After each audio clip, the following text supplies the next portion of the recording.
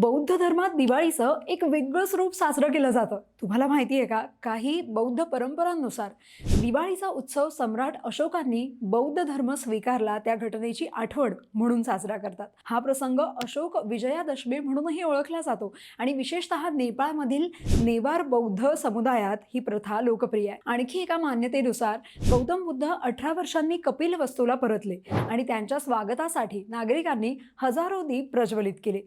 तोच क्षण प्रकाशाचा सण म्हणून ओळखला जाऊ लागला. दुसऱ्या एका परंपरेनुसार दिवाळीच्याच दिवशी बुद्धांनी आपल्या शिष्यांना अथ दीप भव म्हणजे स्वतःचाच दीप बना असा उपदेश दिला. या एका वाक्यानं दिवाळीला एक खोल आध्यात्मिक अर्थ मिळाला की खरा प्रकाश म्हणजे बाहेरचा नाही तर आतला जागर आहे. या दिवशी बौद्ध लोक आपापल्या घरांमध्ये आणि विहारांमध्ये दीप लावतात, घर सजावतात आणि समुदायानं एकत्र येऊन उत्सव साजरा करतात. काही जणांमध्ये बौद्ध धर्मात दिवाळी परंपरा म्हणून साजरी करावी की नाही याबद्दल दुमत असलं तरीही बौद्ध परंपरेतही दिवाळी म्हणजे फक्त आनंदाचा दिवस नाही तर ज्ञान, आत्मप्रकाश आणि करुणेचा विजय साजरा करण्याचा दिवस आहे. तुम्हाला ही माहिती कशी वाटली कमेंट करून नक्की सांगा आणि लगाव बत्तीला फॉलो करा.